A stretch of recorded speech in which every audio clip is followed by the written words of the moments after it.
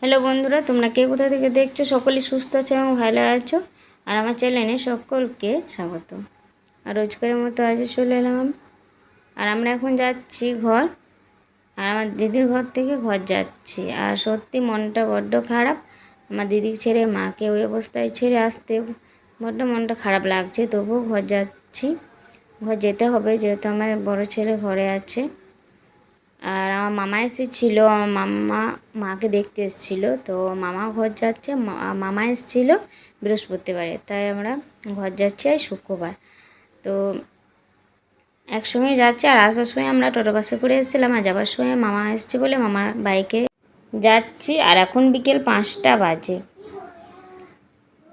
মামাদের ঘর আর আমাদের ঘর সামনাসামনি বলে মামাও বললো যে মামা ঘর আসছে আর আমরা ঘর আসছি দিদির ঘর থেকে। তাই মামা বললো যে ঘর যাচ্ছি যখন তো বাইকেই চলে যাওয়া, টোটো বাসে করে যেতে হয় না। তা মামার সঙ্গে আমরা চলে এলাম। আর এদিকে দেখছো ওপরে ট্রেন যাচ্ছে, আর এদিকে একটা গুহা মতো তলায় মানে যাচ্ছি। তো বেরিয়ে এলাম রাস্তায়। আর এটা কি বলবো, গ্রামে বাইরে আবার ভেতরে এটা বলতে পারো। তো এই রাস্তা আমি প্রথমবার আসিনি, এই রাস্তায় আমি আরেকবার এসেছিলাম টোটো করে। তো এই আবার মামার সঙ্গে যাচ্ছি, তো আমার দুবার মানে যাওয়া হচ্ছে। আর এইদিকে সেরকম গাড়ি বাস টোটো কিছু সেরকম যায় না, খুব ফাঁকা মানে ফাঁকাই থাকে, খুব মানুষ কম আসা যাওয়া করে। তো এই রোডটা ভালো লাগে। আর রাস্তাটা ভালো, সেরকম খারাপ নয়, খুবই ভালো।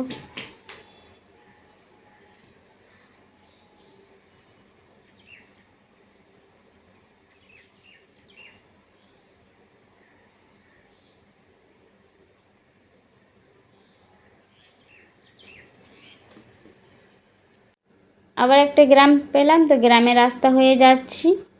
গ্রামের ভেতরে যে রাস্তার ধারে মন্দিরগুলো থাকে দেখতে খুবই ভালো লাগে। আর গ্রামটা পেরিয়ে আবার কাঁচা রোডে এলাম, এবার হাই রোডে উঠবো। তো আমাদের এই হাই রোড ধরে আমরা ঘর যাব। মামার সঙ্গে আসছি বলে মামা একটু শর্টকাটে নিয়ে আসছে ঘর। আর এইদিকে দেখছো তো গ্রামের ভিতরে মন্দির। আমরা এখন বাজারের রাস্তায় এলাম, আর আমার বরকে বলছি কিছু যদি কেনাকাটা করবে তো এই সময় করে নাও। আর আমার মামার যেভাবে স্পিডে গাড়ি চালাচ্ছে, তো আমরা মানে কি বলবো তাড়াতাড়ি পৌঁছে যাব ঘরে। বাজারটা পেরিয়ে এলাম, আর আমার বরকে বললাম যে সবজি কিছু কেনাকাটা করবে তো করে নাও। তো বললো না, ঘরে যাই এখন। তো এখন এই ঘর আসছি। আর আমাদের যে বাবা গোসাইয়ের যে মন্দিরটা আছে এই সামনেই, তো এটা পেরিয়ে এলে আমাদের তো সামনেই ঘর। মামা আমাদেরকে ঘরেই ছেড়ে দিয়ে গেল। আর আমরা তো 3জন, আর মামা ছিল 4জন, গাড়িতে খুবই কষ্ট করে এলাম। আর যে আমি কুর্তি পরেছিলাম তো একটু কষ্টটা কম হয়েছে। আমার বড় ছেলে বায়না করলো চাউমিন খাবো বলে, তাই ওর বাবা চাউমিন আনতে গিয়েছিলো, দিয়ে নিয়ে এলো। তো ওর বড়ো ছেলে ঢালছে, আমার ছোটো ছেলে বসে আছে চামচ নিয়ে খাবে। আর আমি বললাম আসার সময় যে কিছু নেবে, তো নাও, তো নিল না। তো আবার গিয়েছিলো বাজার, তো নিয়ে এলো। আর আজকে প্রচণ্ড গরম আছে, তাই ফ্যান লাগিয়েছি বাইরে, আর ফ্যানের হাওয়াটা ভালোই লাগছে। আর আজকে দিদির ঘরে ও টাইমে খাবার খেয়ে এসেছি বলে আমাদেরও খিদে নেই। আর আমার ছোটো ছেলে সেরকম ধরো খায় না। আর আমার বড় ছেলে যেহেতু যায়নি, তো ঘরে ছিল, তো ওর তো আবদার রাখতেই হবে, তাই ও বাবা ওর জন্য চাউমিন নিয়ে এলো। আর তাই আমার ছোটো ছেলে দেখো খাবো বলছে, হ্যাঁ কাড়াকাড়ি করছে। আর আমার বড় ছেলে মানে সাজাবে, তারপর খাবে। ভাত বসিয়েছিলাম, ভাতটা হয়ে গিয়েছে, ভাতটা নামিয়ে নিয়েছি। ভাতের ফেনাটা ঝরিয়ে নেব। ভাতের ফেনাটা ঝরিয়ে নিলাম। আর এদিকে ভাতে 2টো আলু দিয়েছিলাম, বের করে নিয়েছি। ভাত হয়ে গিয়েছে, তো একটু মুসুরির ডাল বসালাম। আজকে সবজি সেরকম কিছু নেই, তো সবজি কি রান্না করব, তাই ভাবলাম ডাল আলু মাখা আর ডিমের অমলেট বানাবো রাতে। তো এই দিয়ে রাতে খাবারটা খাবো। আর কি বলবো, মাকে ওখানে দিদির ঘরে রেখে এলাম, তো একটু মনটা খারাপ লাগছিলো। সবাই একসঙ্গে ছিলাম তো খুবই ভালো লাগছিলো।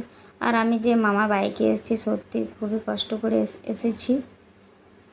রান্না বান্না করতে একদম ইচ্ছা হচ্ছিল না, তবু রান্না করতে হবে। আমার 2 ছেলে আছে, ও বাবা আছে, খাবে, ওদের জন্য তো রান্না করতেই হবে।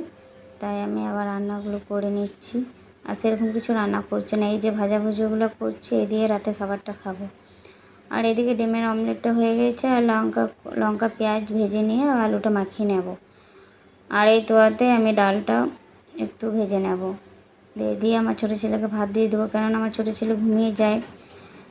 আর ও মানে মাসির ঘরে সেরকম খাওয়া দাওয়া ও করেনি, তাই ডালটাকে ভেজে নিয়ে আমার ছোটো ছেলেকে ভাত দিয়ে দেবো।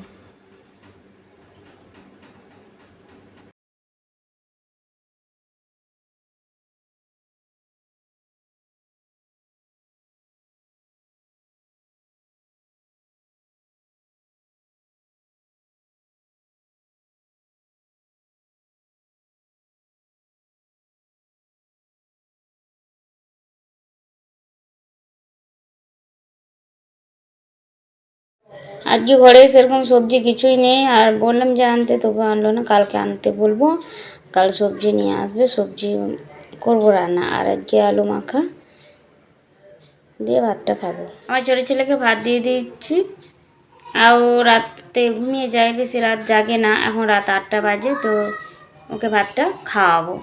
আর বন্ধুরা, এই ভিডিওটা এখানেই শেষ করছি। তোমাদের যদি ভালো লাগে লাইক কমেন্ট শেয়ার করে অবশ্যই সাবস্ক্রাইব করে সকলেই সুস্থ থেকো, ভালো থেকো। আগামী ব্লগে আবার দেখা হচ্ছে। টাটা।